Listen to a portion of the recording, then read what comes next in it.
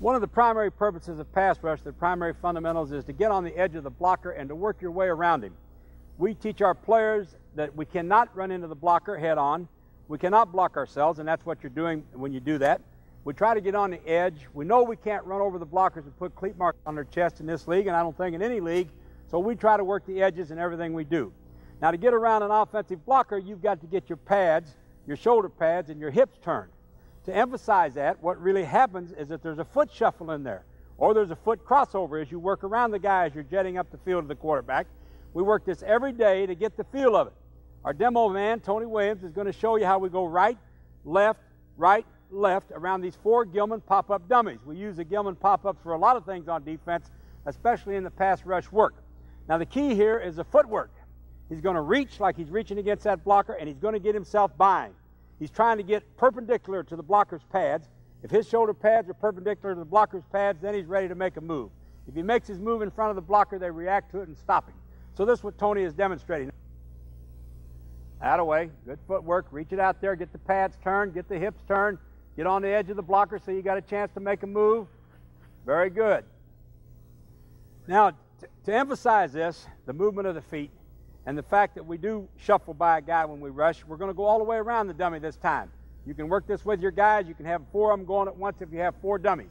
Tony this time is going to reach, and he's going to shuffle all the way around the blocker, once to his right and once to his left. Are we ready, Tony? Work them hard. Work them hard. Good.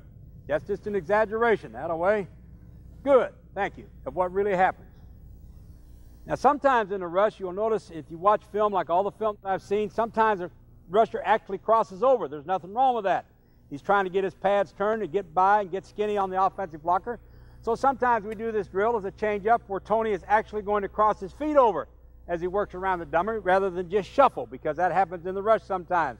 Tony's going to go once to the right and once to the left with a crossover. Okay, Tony, roll him. There we go. Work him quick. Work him quick. Work those hips. Good. Out away, out away, out away. All right, you got the idea? They got to get turned.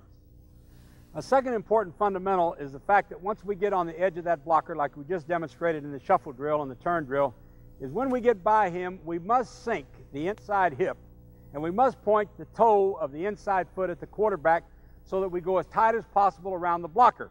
We don't want to waste any steps going upfield after we've defeated our blocker. It gives the quarterback a longer time to get rid of it. So what you're going to see in this demo by Stalin is once he defeats the blocker and the quarterback's inside to his right, he's going to sink that right hip and point that right toe perpendicular to that quarterback.